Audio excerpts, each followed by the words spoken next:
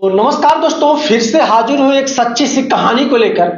ये मामला तमिलनाडु के धर्मपुरी डिस्ट्रिक्ट से एकदम बगल में छोटी सी सिटी एक पड़ती है, उसी सिटी से जुड़ी हुई मामला है। अशरफ और आलिया दो सगे भाई बहन होते हैं। माता पिता, जब इनकी उम्र 5 साल ही थी, अशरफ की उम्र 5 साल और बहन की उम्र यही कोई 2 साल की थी, तभी इनके माता पिता गुम हो गए कि किसी ने मार दिया, क्या चला आज तक उसका पता नहीं लगाया जा सका। और तब से अशरफ और आलिया दोनों संघर्ष कर रहे हैं और आज संघर्ष करते करते अशरफ एक पान की दुकान चलाता है और आलिया पान की दुकान के ही पास एक फल की दुकान लगाती है। दोनों भाई बहन बहुत स्ट्रगल करते हैं। अब आलिया की जो उम्र है इस समय, आलिया की उम्र इस समय 24 साल के अप्रॉक्स है और जो अशरफ है उसकी उम्र यही कोई 26-27 साल के अप्रॉक्स है।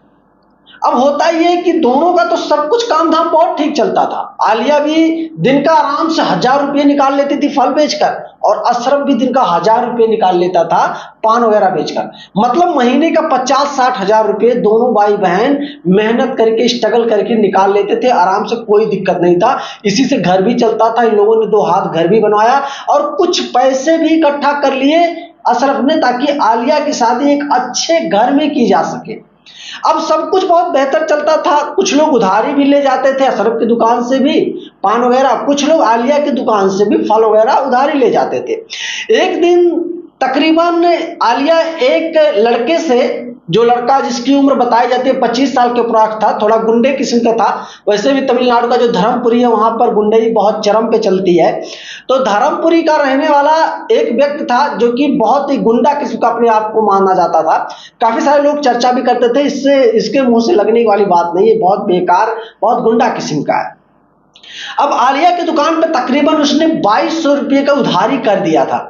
अब एक दिन आलिया के पास वो फिर फल लेने आता है तो आलिया कहती है, देखो भैया पहले मेरा पूरा पैसा दे दो, तुम आज और कल कर करके इसी तरीके से 2200 रुपये का उधारी कर दियो, आज फिर कह रहे हो उधारी दे दो, मुझे मेरा पैसा चाहिए, मुझे फल मंगवाना है, मेरे पास पैसे नहीं बचे।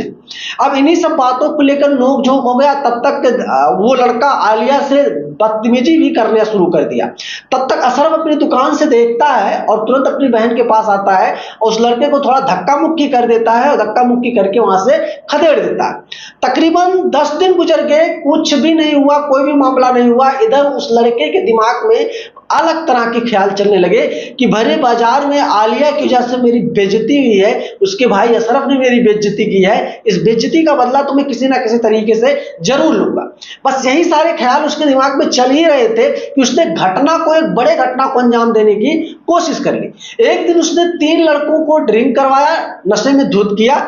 नशे में धुत करने के बाद खुद भी नशा किया और नशा करने के बाद आलिया की दुकान पर आता है और उस समय अशरफ मार्केट गया हुआ था पान की दुकान की कुछ सामान लेने के लिए। दुकान 1 घंटे से 2 घंटे के लिए फिर बंद कर रहा। अब वो गया हुआ था मार्केट, इसी बीच इन 3-4 लड़कों ने मिलकर एक बड़े घटना को अंजाम देने का पूरा माहौल क्रिएट कर दिया। वो लोग आलिया की दुकान पर आते हैं, आलिया से फिर कहते हैं सामान दो। आलिया कहती है, फिर आ गए तुम, अभी तक मेरा पुराना पैसा नहीं दिए और 10-12 दिन से गायब भी हो, दिखाई भी नहीं देते और आज फिर आ गए, पहले मेरा पूरा पैसा चाहिए। बस इसी बात को नोक झोंक करके एक लड़के ने कहा, पैसा नहीं देंगे तो क्या कर लोगे? तुम 2200 रुपये की बात करते हो, मैं तुम्हें 22,000 रुपया देने के लिए तैयार हूं, चलोगी क्या मेरे साथ? अब ये बात सुनकर भाई आलिया को बहुत गुस्सा आ गया। एक डंडा रखी थी उसने और उसी डंडे से लड़के के सर के ऊपर थोड़ा सा धक्का लगा दिया।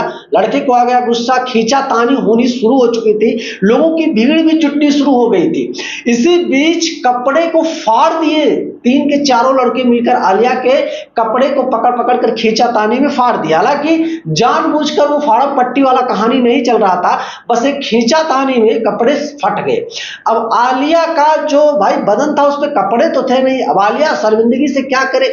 अब ये लोग क्या किए, आलिया को डंडे से मारना पीटना शुरू किए, काफी इधर उधर दौड़ाए। काफी सारे लोग नहीं देख पाए जब इस घटना को, तो वो लोग तुरंत मौके पे आके बीच बचाव करना शुरू कर दिए।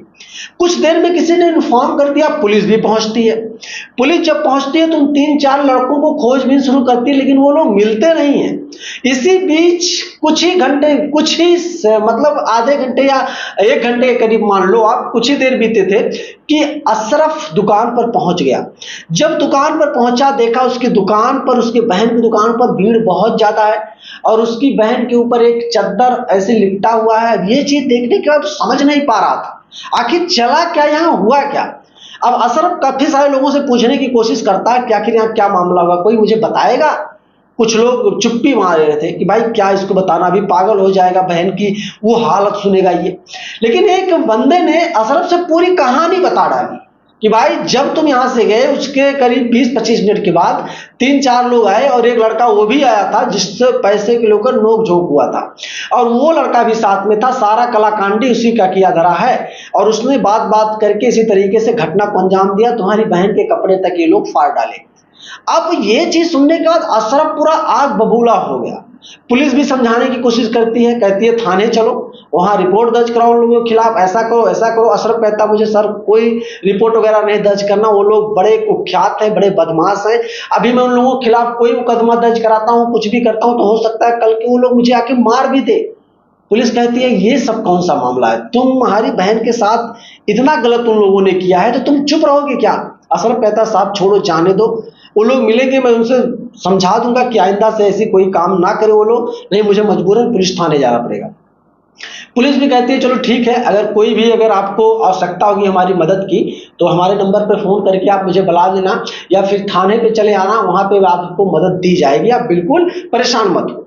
ये बात कहकर पुलिस वहां से चली जाती है। भीड़ भी धीरे धीरे करके दुकान से हट जाती है, सब कुछ नॉर्मल होता है, रात भी हो जाती है। बहन सदमे में थी, अपनी बेइज्जती को सोच सोचकर, वो दृश्य सोच सोचकर सिर्फ वो रो रही थी। खाना भी उसने नहीं खाया, रात में वैसे सो गई। अशरफ बहुत कोशिश किया बहन को खिलाने के लिए लेकिन उसकी बहन ने खाना नहीं खाया। अशरफ ने कहा तुम चिंता मत करो, एक एक लोगों से मैं बदला लूंगा, इसीलिए मैंने पुलिस कंप्लेन नहीं किया है, चाहे कुछ भी हो जाए, मेरी जान भी चली जाए, मुझे फर्क नहीं पड़ता है। ये बात सुनकर अशरफ की जुबान से आलिया ने अपने भाई अशरफ का पैर पकड़ लिया। भैया ऐसा कुछ भी मत करना, तुम्हारे सिवा इस दुनिया में मेरा कोई है नहीं, अगर तुमको कुछ हो जाएगा, पुलिस पकड़ के ले जाएगी, कुछ भी हो जाएगा तो मेरा कौन सहारा होगा। अशरफ ने कहा कुछ भी हो जाए मुझे इससे कोई मतलब नहीं, अगर इन 3-4 लोगों को मैंने सबक सिखा दिया तो यकीन मान तू अकेली पूरे बाजार में घूमेगी, कोई तेरी तरफ आंख उठाकर नहीं देखेगा, बस तू शांत रहे, मैं ऐसा कोई गलत काम नहीं करूंगा कि तेरे ऊपर कुछ आंच आ जाएगी। आलिया भी थोड़ी शांत हुई, रिलैक्स हुई, सोने की कोशिश कर रही थी लेकिन उसको नींद नहीं आ रही थी। और अशरफ तो अलग ही दुनिया में खोया हुआ था, उसको कहां से नींद आए क्योंकि उसकी बहन के साथ तो इतने बड़े घटने हो चुके थे। अशरफ तकरीबन 3 दिनों तक लगातार प्लान बनाता रहा और इन 3-4 लड़कों को कुछ भी नहीं हुआ, ना तो पुलिस ढूंढ रही थी ना तो कुछ भी नहीं हुआ। इसलिए इन 3-4 लोगों ने सोचा चलो हमारे नाम का भाई झंडा लहरा गया, बाजार में अपना अलग भौकाल रुतबा हो गया, किसी को कुछ बोल देंगे कोई कुछ भी नहीं बोलेगा। पुलिस भी नहीं आई, लगता है डर के मारे अशरफ वगैरह और उसकी बहन ने हम लोगों के खिलाफ कुछ कंप्लेन वगैरह नहीं किया। अब ये सारी चीजें वो लोग सोच ही रहे थे कि चौथा दिन जिस दिन था, घटना से चौथा दिन जिस दिन था, उस दिन अशरफ ने बहुत बड़े घटना को अंजाम दिया। एक धारदार हथियार उसने लिया और पहले तो 2 लड़कों को उसने पाया, 2 लड़कों का पहले उसने काट दिया हाथ और पैर, दौड़ा दौड़ा कर काटा उसी बाजार। उसके तकरीबन फिर 4 घंटे के बाद 2 और मिलते हैं, जो एक लड़का मेन था जिसने नोक झोंक का स्टार्टिंग पॉइंट शुरू किया था, उसको तो इस तरीके से इतना कटिंग काटा उसने अशरफ ने कि भाई उसका चेहरा तक पहचान में नहीं आ रहा था। धीरे धीरे करके शाम हो गया, पुलिस चारों तरफ अशरफ को ढूंढ रही थी लेकिन पाई नहीं। लेकिन कहते नहीं है कानून के हाथ से कौन बच पाएगा। अब होता यह है कि रात में 10 बजे अशरफ को गिरफ्तार कर लिया जाता है पुलिस के माध्यम से। पुलिस अशरफ को थाने ले जाती है और जब ये बात आलिया सुनती है कि उसका भाई गिरफ्तार हो चुका है, पुलिस उसको थाने ले गई है, आलिया भी दौड़ी दौड़ी भागी भागी थाने पहुंचती है और कहती है मेरे भैया को छोड़ दो साहब। पुलिस वाले ने कहा तुम्हारे भैया को तुम्हें छोड़ दूंगा, लेकिन उसने इतना बड़ा गुनाह कर दिया है कि उस गुनाह का सजा कानून और कोर्ट सुनाएगा, हमको कुछ नहीं करना। अब तुम दोनों भाई बहन जाके अपना सफाई उसी कोर्ट में देना। उस दिन जब मैंने तुमसे कहा कि तुम कंप्लेन कर दो, FIR कर दो, उन लड़कों को कानून सबक सिखाता, उनको जेल भेजता, क्या जरूरी था इतना बड़ा कदम उठाने का। आलिया भी पूरा गुस्से में हो गई, पुलिस वाले से बोली, नोक झोंक कर ली, कहती जो करना होगा कर लेना, जो भी बिगाड़ना होगा बिगाड़ लेना, मेरे भाई ने जो किया सही किया है, मैं बोल के जा रही हूँ साहब, जो आपकी मर्जी हो कर लेना। पुलिस भी बहन का ये रुद्र अवतार देखकर घबरा गई कि भाई इसकी बहन इस तरीके से क्यों बोल रही है। लेकिन कुछ पुलिस वालों को यह समझ में आ चुका था कि इसकी बहन के साथ इतने बड़े घटना हुआ है, उसी घटना को सोचकर शायद उसके दिल से आवाज निकल रही है। पुलिस ले जाती है, दूसरे दिन कोर्ट में पेश करती है, सब कुछ सुनवाइयां शुरू हो जाती हैं। जज के सामने अशरफ पूरी कहानी को रखता है कि साहब ये कोई मुझसे गलती वाली फीलिंग नहीं हुई है, मैंने जानबूझकर और प्लान के साथ इस घटना को अंजाम दिया है। अब आप चाहो मुझे फांसी दे दो, चाहे उम्र कैद कर दो, चाहे मुझे तुरंत बाइज्जत बरी कर दो। जज ने कहा तुम ऐसा कैसे सोच सकते हो कि तुमको बाइज्जत बरी किया जाएगा। अशरफ ने कहा साहब मैं जानता हूं मैंने गुनाह बहुत बड़ा किया है, लेकिन मेरी बहन थी और मेरी शायद मैंने अपने आंखों से वो घटना नहीं देखा था। ये 4 दिन नहीं लगते, मैं 4 घंटे में घटना को अंजाम दे देता, चाहे कुछ भी होता। लेकिन सिर्फ मैंने अपने कानों से उस घटना के बारे में सुना था। सोचो मेरे ऊपर क्या गुजरा होगा, और मेरी बहन जो इतने बड़े घटना को झेली थी उसके ऊपर क्या गुजरा होगा। जज ने कहा ठीक है कोई बात नहीं, लेकिन तुमने 2 को तो खत्म कर दिया और 2 लोग तो अभी हॉस्पिटल में हैं। सोचो जिंदगी और मौत से 2 लोग लड़ रहे हैं, 2 लोग तो खत्म हो गए, दुनिया छोड़कर चले गए। अब क्या करना चाहिए तुम ही बताओ, तुमने इतने बड़े घटना को अंजाम दिया। जज के सामने अशरफ कहता है साहब एक चीज बताना, जो मेरी बहन के साथ घटना हुआ है उसके लिए आप उन लोगों को क्या सजा देते। जज साहब ने कहा आपको पुलिस की मदद लेनी चाहिए, FIR करवाना चाहिए था, उन लोगों को भी गिरफ्तार करती पुलिस, जो उचित कार्रवाई होती उनके खिलाफ वो उचित कार्रवाई उनके खिलाफ की जाती।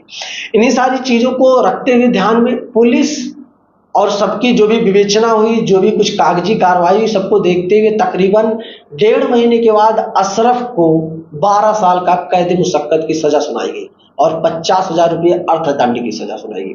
दोस्तों ये जो घटना मैं बता रहा हूं, ये घटना आज के तकरीबन 1.5 साल पुरानी है। एक व्यक्ति के माध्यम से ये चीज जब मैंने सुनी तो मैं इसको एनालिसिस किया गूगल पे उस तरीके से घटना के बारे में नहीं जिक्र किया गया, पता नहीं क्या वजह थी। लेकिन इस घटना को सुनने के बाद मैंने सोचा एक प्रॉपर वीडियो मुझे बनानी चाहिए ताकि आप लोगों तक ये कहानी पहुंचे और आप लोग खुद डिसीजन लो और कमेंट करके बताओ अशरफ ने सही किया या गलत। अगर अशरफ की बहन की जगह किसी कोई और बहन होती या कोई और भाई होता तो क्या वो भी यही करता? कमेंट करना दोस्त। वीडियो पसंद आई तो लाइक करना और चैनल पे नए हो तो सब्सक्राइब करना। मिलूंगा फिर एक शानदार से कॉन्सेप्ट को लेकर, तब तक के लिए जय हिंद।